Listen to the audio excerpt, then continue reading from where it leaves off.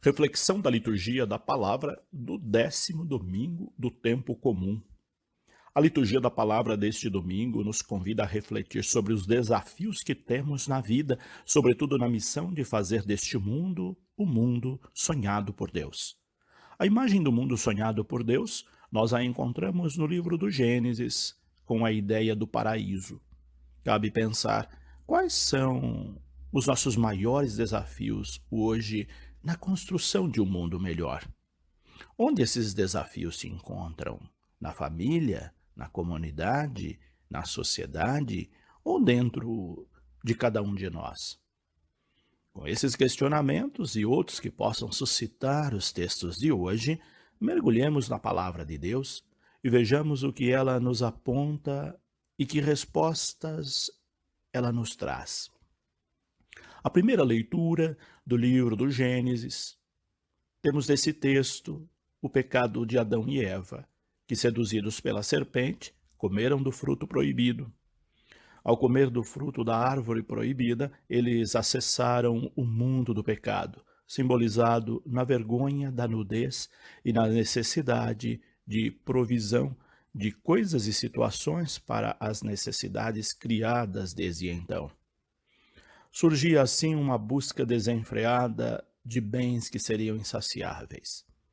Essa passagem, com linguagem simbólica, trata da desobediência a Deus e das suas consequências.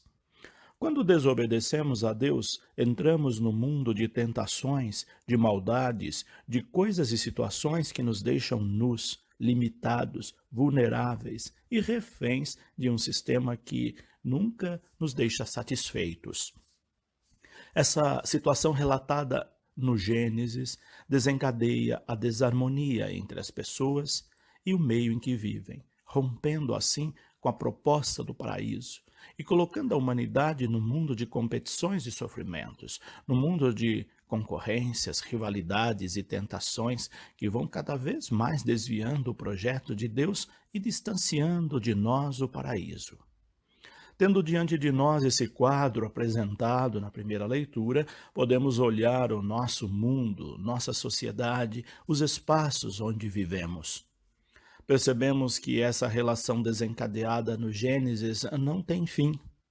Vivemos num mundo onde dificilmente alguém assume a culpa pelas coisas erradas que faz. A culpa é sempre do outro.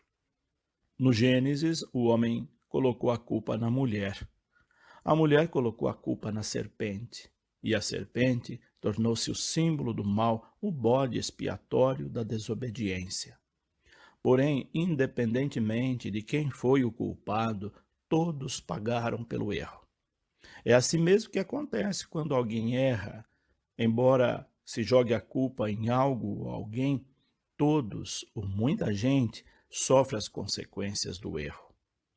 Essa é a dinâmica da sociedade, pois nesse paraíso criado por Deus, há uma interdependência entre todas as coisas. Quando algo é violado, quebrado ou desrespeitado, as consequências desse ato repercutem em muitas outras coisas. Vejamos o exemplo do desequilíbrio ecológico. Quando alguém destrói uma área verde, desmatando-a, todo o ecossistema sofre com esse ato aparentemente isolado. O mesmo ocorre com as enchentes e inundações. Aquele objeto jogado na rua junta-se a milhões de outros objetos, entupindo bueiros, canais e poluindo os rios. O resultado disso é catastrófico e nós nem percebemos que colaboramos com ele de alguma forma.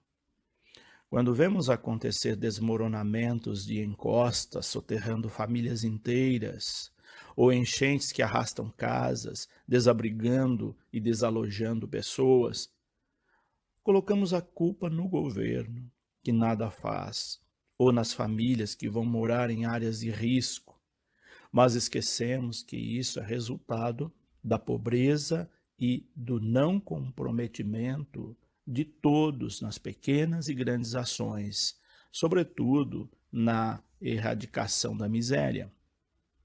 Desse modo, o livro do Gênesis vem nos mostrar que continuamos a cair na tentação das serpentes de nossos tempos e depois queremos colocar a culpa nos outros. Jesus, no evangelho de hoje, busca expulsar os demônios que continuam a possuir muitos de nós, mas encontra dificuldade até mesmo entre seus familiares que o acusam de louco. Loucura mesmo é ver o mundo e as pessoas sendo destruídos e não fazer nada. Loucura é se acomodar diante de tantas tragédias, fruto do desrespeito e da desobediência a Deus. Loucura é colocar a culpa nos outros e se isentar das situações que dizem respeito a todos. As acusações sofridas por Jesus são as mesmas que sofrem hoje todos os que querem recuperar a ideia do paraíso, do reino de Deus, sonhando com um mundo melhor, mais justo, onde as pessoas tenham direito a uma vida com qualidade e dignidade. Em nome do ser, do ter e do poder, as pessoas são tentadas e caem nas armadilhas que depois vão prejudicar não apenas a elas, mas a muitos. As serpentes estão por aí, em toda parte, e os demônios também. Porém, só podemos expulsá-los pelo dedo de Deus, ou seja, pelas coisas de Deus, pelos seus ensinamentos. Caso contrário, eles permanecerão aí, disfarçados de coisas boas, como os frutos da árvore proibida. Neste evangelho, Jesus alerta que só pode fazer o bem quem é do bem. Satanás não pode expulsar Satanás. Quem está envolvido com o mal não pode fazer o bem. É preciso livrar-se primeiro do mal para poder fazer o bem. Por essa razão, não podemos nos vender por propostas aparentemente boas, pois se elas têm origem no mal, não poderão ser boas.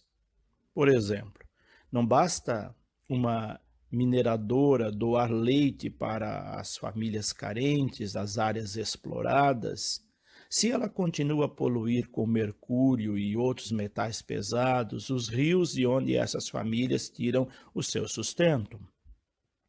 Uma suposta boa ação não justifica um erro ou um mau procedimento.